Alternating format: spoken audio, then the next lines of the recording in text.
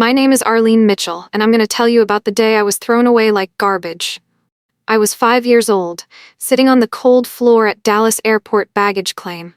My mom bent down, smoothed my hair, and said, "Stay right here, sweetie. Don't move. We're just going to get the car." My dad didn't look at me. He pulled their suitcases off the belt and walked away fast.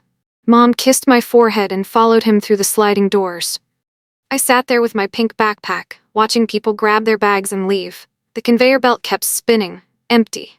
The crowd got smaller. The lights seemed dimmer. I kept staring at those doors, waiting, but they never came back. A worker in an orange vest finally noticed me. "Honey, where's your family?" That's when I started crying. Hours passed. Security guards came, then police.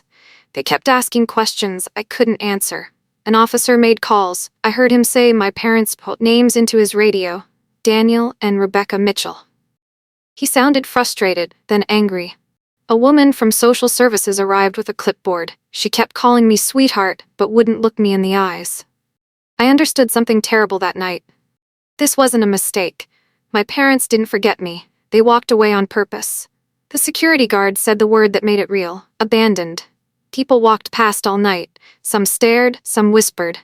A few looked sad, then kept walking. I felt invisible, like trash left behind. I thought if I stayed quiet and still, maybe Mom would come back, but she didn't. Then I saw him. A man in a gray jacket stopped walking. He stood there staring at me. Not like the others. He stared like he was angry. Then he walked toward me and knelt down. His hands were shaking. "How long has she been here?" he asked the guard. His voice was rough. The guard shrugged. 6 hours, maybe 7. Parents dropped her and vanished. "You mean they're not answering?" the man asked. "Phone goes straight to voicemail," the guard said. "We've called 20 times. The man's hands curled into fists. "Someone did this to her. You understand that?" The guard shifted uncomfortably. "Sir, I understand you're upset, but I'm not leaving her alone." The man sat down on the floor next to me. Not too close, just close enough that I wasn't alone anymore. "My name's Tom," he said quietly. "I'm going to stay right here with you. Okay?" I nodded. The police kept calling. Every 30 minutes they'd dial my parents' numbers. Nothing. My mother's phone rang 4 times, then voicemail. Her phone was on. She just wasn't answering. An older officer finally said what everyone was thinking. "They don't want her. They're avoiding us on purpose." Tom's jaw clenched. The social services woman kept talking about moving me to a temporary facility. She had forms and procedures, Tom argued. "Where are you taking her? Some group home?" "Sir, unless you're family or a certified foster parent, then certify me. What do I need to do?" The woman stared at Tom like he'd lost his mind. "Sir, the process takes months. There are classes, interviews. Then put me down as temporary emergency placement. You have that option." He'd spent hours researching on his phone. She looked at her clipboard, then at me. "I need to make some calls." Tom sat back down. I finally spoke. "Why are you helping me?" He looked at me for a long time. "Because someone should have helped me when I was your age, and nobody did." The police made one more call. This time my mother answered. The officer's face changed. I heard her voice through the phone. High-pitched, making excuses. The officer got redder. "I don't care what kind of day you had. You don't leave a 5-year-old alone in an airport." He hung up and walked back. "Your mother says she's dealing with a family emergency. She'll call back tomorrow." Tom's voice was ice. "She's lying." "I know, but legally, I can't do anything until she fails to claim the child for 48 hours. The social worker came back with papers. "I can approve emergency placement for 72 hours. She looked at Tom. "This is highly irregular." Tom signed everything. Passed a background check. Then he looked at me. "Arlene, I have a spare bedroom. It's small but safe. Would you like to come stay with me?" I grabbed my backpack. "Okay." Tom's apartment was small and quiet. Beige walls, simple furniture. No decorations. He showed me the spare bedroom. A bed with clean white sheets, an empty dresser. "I don't have kid stuff. We'll get you clothes tomorrow. Tonight, you just need to sleep." He left the door open a crack. Later, he knocked softly. "Can I come in?" I nodded. He sat on the floor, giving me space. "Arlene, I don't know where your parents went. I don't know why they did this, but I promise I won't leave you. Not tonight, not tomorrow, not until you're safe." I didn't believe him. But I wanted to. "Okay." That night, I slept without crying. Not because I felt better, but because I was too exhausted to feel anything. Days turned into months. Social services checked on us 3 times. Each time, my parents failed to call. After 6 months, Tom filed for permanent guardianship. My parents didn't contest it. They signed the papers and disappeared. I stopped asking when they were coming back. Asking hurt more than silence. Tom enrolled me in 1st grade. Kids asked questions. "Where's your mom?" I froze. "I live with my guardian." A girl named Sophie said, "So you're like an orphan?" The word stabbed. "I guess." She moved to a different table. I learned being different meant being alone. Teachers looked at me with pity, that head tilt, that soft voice. Other parents whispered, "That's the girl whose parents didn't want her." I started believing them. Maybe I was the problem. Maybe I did something so bad they had to leave. During parent-teacher conferences, Tom came alone. Mrs. Patterson looked confused. "Will Arlene's mother or father be joining us?" "No. I'm her legal guardian." "Oh." That sound, full of pity. "Well, Arlene is doing fine academically, but she's very quiet. Have you considered counseling?" Tom's voice stayed calm. "She's been through trauma. She'll heal on her own time." Walking to the car, Tom said something I never forgot. "Arlene, people will always have opinions about your life. Most of them will be wrong. Don't let their words teach you shame. You didn't do anything wrong. Your parents failed. Not you." I wanted to believe him, but shame grows in silence. By middle school, I'd learned to hide my anger. I smiled when expected. I never caused trouble, but inside, I was furious. I hated people who broke promises. I hated weak apologies. I hated that my parents faced no consequences. One night, when I was 13, I sat at Tom's computer while he slept. I typed my mother's name into the search bar. Rebecca Mitchell. Facebook, Instagram. I clicked. There she was, smiling. Big house, new husband, and kids, 2 of them, younger than me. Happy family photos. Her profile said, "Blessed mom of 2. Family is everything." She'd replaced me. Started over, like I never existed. I didn't cry, I screamed. Tom ran into the room. "Arlene, what?" I showed him the screen. He went still. "How long have you known?" I asked. "Where they are? What they're doing?" Tom sat down slowly. "I knew they'd moved on. I didn't know about the kids." "Did you know them? Before the airport?" He hesitated. Yes. Everything clicked. "You were there on purpose. You were watching them." Tom closed his eyes. "We'll talk tomorrow, when you're calmer." "No, now." He looked at me. Really looked at me. Then nodded. "Okay, tomorrow, I'll tell you everything." The next morning, Tom made pancakes. We ate in silence. Then he started talking. "Your parents and I used to work together. I watched them for 2 years. They were selfish. They cared about money and status and nothing else. Then why did they have me? Your mother thought a baby would fix their marriage. It didn't. You became an inconvenience." I felt sick. "You knew they'd abandon me?" I suspected. 3 weeks before that airport trip, your mother joked about taking a vacation without you. Her eyes were serious. I couldn't risk being wrong, so I followed you. You were there the whole time? I watched them walk away. I waited to see if they'd return. They didn't. So I made sure you weren't alone. Tears ran down my face. "Why didn't you stop them?" "Because if I'd confronted them that day, they'd have taken you and done something worse later. This way, they revealed who they were. They lost all rights to you. And I could keep you safe." "They chose themselves," Tom said quietly. "Over you, over decency, over everything. That's not your fault. That's who they are." I nodded, but knowing the truth didn't make it hurt less. High school was easier. I had thick skin by then. I joined debate club, got good grades. Tom came to every school event. When I was 16, I came home and found Tom on the floor, collapsed. His face was gray. I called 911, screaming. The ambulance came, sirens, lights. At the hospital, they stabilized him. Heart attack. The damage was significant. I held his hand. "Don't you dare die on me." "I'm trying not to." But we both knew. This was the beginning of the end. Tom spent 2 weeks in the hospital. When they released him, he was weaker. He walked with a cane. One evening, he called me into the living room. "Arlene, I need to tell you something. I've made arrangements. There's a lawyer named Marcus Webb. He has documents, everything you need." "I don't want to talk about this." "We have to." He pulled out a small key. "This opens a safety deposit box at First National Bank. Everything you need to know is in that box." "What's in there?" "The truth, the complete truth, about that day." About your parents, about why I really stayed. You said you stayed because you couldn't let them destroy me. That's part of it, but there's more. And when the time comes, you'll understand. He looked exhausted. The truth will protect you, Arlene. Remember that. I promise. Tom lasted 6 more months. Then one morning I found him unresponsive. At the hospital they made him comfortable. No more machines, just pain medication and quiet. I sat next to his bed, holding his hand. Arlene, he whispered, you were never weak, never unwanted, never a mistake. You hear me? I hear you. Your parents are going to try to come back now that I'm gone. Don't let them rewrite history. I won't. Good. His breathing got slower. I'm proud of you, so proud. Thank you for staying, he smiled, small and tired, but real. Thank you for letting me. Those were his last words. He died holding my hand. The funeral was stood at the front, reading my eulogy. Tom wasn't my father by blood, but he was my father in every way that mattered. He taught me that family isn't about DNA, it's about who shows up, who stays, who fights for you when the world walks away. I don't know what I did to deserve him, but I'll spend the rest of my life trying to be worthy of the chance he gave me.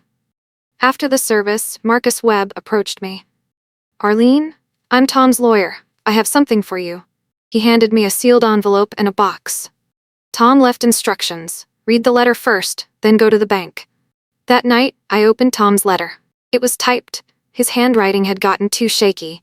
Arlene, if you're reading this, I'm gone. I need you to know the full truth now. Your parents didn't abandon you randomly. They planned it for months. I know because your mother confided in me. She asked for advice on how to transition out of motherhood without legal consequences. I told her it was impossible. She laughed and said, watch me. I went to authorities. They said without proof, they couldn't act. So I gathered proof. I recorded conversations. I documented their plans. I followed them to the airport with evidence ready. But then I realized something. If I stopped them that day, they'd try again later. Somewhere more isolated. Somewhere I couldn't protect you. So I let them reveal themselves in a public place with witnesses and cameras. I made sure you were never truly alone. Once they walked away, they lost all rights to you forever. The box at the bank contains everything. Recordings, documents, proof of their premeditation. I kept it hidden to protect you. But now that I'm gone, they might try to come back. They might try to rewrite history. Don't let them. You have the truth. Use it if you need to. You were always my daughter, Arlene. From the moment I saw you on that airport floor, you were mine. Love always, Tom. My hands shook. He'd known everything, planned everything, protected me even when I didn't know I needed it. I clutched the letter and finally cried. The next morning, I went to First National Bank. The key opened box 847. Inside were folders, dozens of them, organized by date. The first was labeled March 2008, Initial Concerns. Printed emails between Tom and my mother.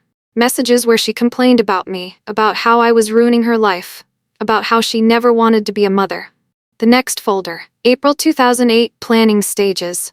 Recorded phone conversations. My mother discussing the airport plan with my father. Talking about which airport would be busiest. How to make sure I stayed put. They'd researched it. Like planning a vacation. May 2008, Airport Day contained security footage. Tom had obtained copies. I watched my parents walk me to baggage claim. Saw my mother kneel, kiss my forehead, tell me to stay. Saw her walk away without looking back. The camera captured everything. Their calm expressions. Their complete lack of panic or regret. The final folder was legal protection.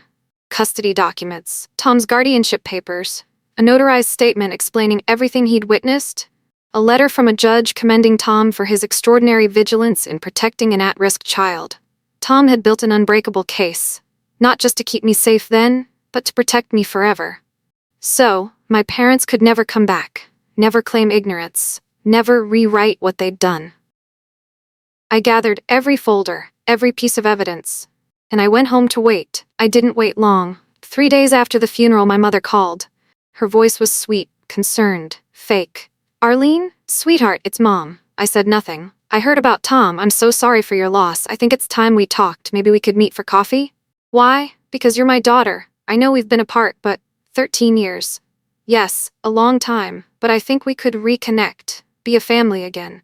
I almost laughed. A family. I know it won't be easy, but Did you call to apologize? Silence. Then, I called to move forward. Apologies are just words. Actions matter. Let me show you I've changed. How? By being here now, by reaching out. I let the silence stretch. What do you really want, Mom? Her voice changed, less sweet, more businesslike. I think we should keep this situation private. Between us, no need to involve lawyers or social media or the truth. There's no truth to hide. We made a difficult decision during a difficult time. We thought you'd be better off.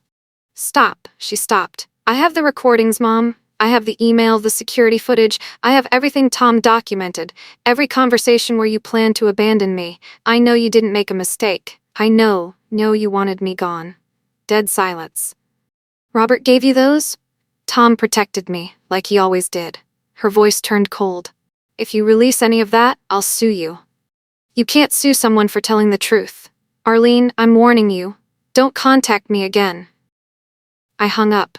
2 hours later, my father texted, "We need to talk about what you plan to do with Tom's files." I didn't respond. He texted again. What happened back then wasn't simple. We were struggling financially. Your mother had postpartum depression. We thought we were doing what was best. I typed back, "You planned it for months. That's not depression. That's premeditated abandonment. We made a terrible mistake, but we're not monsters." The recordings say otherwise, he called. I answered, "Arlene, let's meet in person. Let's talk like adults." Adults don't abandon children. His voice got harder. What do you want? Money? An apology? What will it take for you to keep this quiet? I want you to admit what you did. On record, no excuses, just the truth. That's not happening. Then we have nothing to discuss. If you go public with those files, you'll destroy lives. My wife doesn't know about you. My kids don't know they have a sister. Your mother's husband's family is prominent. This would ruin. I was 5 years old. You left me on an airport floor and you're worried about reputations? His voice cracked. I knew it was wrong. But I stayed quiet because speaking up would have destroyed everything I'd built. Regret isn't the same as remorse. What's the difference? Remorse changes behavior. Regret just feels bad about it. He had no answer. I hung up. They kept calling for days. Messages changed from fake concern to threats to desperate bargaining. Then my mother showed up at the apartment. I opened the door. She looked polished, perfect, like her online photos. "Arlene, can I come in?" "No." I stepped outside and closed the door. "Talk." She took a deep breath. "I'm gonna be honest. Being a mother was never what I wanted. I tried for 5 years, but you were difficult. You cried constantly. You had health issues. You were expensive, and I was miserable. Your father felt the same. We'd planned this life, travel, careers, freedom, then you came along and ruined it. I felt numb, so you threw me away. We gave you a chance at a better life. Tom was stable, he had resources, he clearly cared about you more than we did. We did you a favor." "A favor? You think abandoning me was a favor?" "I think admitting we were bad parents was better than pretending. We set you free." I stared at her. "You're a monster." She didn't flinch. "Maybe, but I'm honest about it. I made the right choice for me, and it worked out fine for you. Tom raised you. You seem fine." "Fine? Yes. You're healthy, educated, alive. We didn't hurt you by leaving. You hurt me every single day of my life," she sighed. "If you want an apology, fine. I'm sorry I wasn't the mother you needed, but I'm not sorry I left. I'm not sorry I chose myself." She said it out loud. I pulled out my phone. "What are you doing?" "Recording." I showed her the screen. Her face went white. "You recorded me? Just like Tom recorded you 13 years ago. That's illegal. Texas is one-party consent. I only need my permission." She reached for my phone. I stepped back. "Delete that right now." "No." Her face twisted. "I will destroy you if you release that. I have money. I have lawyers. You already destroyed me. When I was 5. She stared at me. Then her mask came back on. Smooth. Calculated.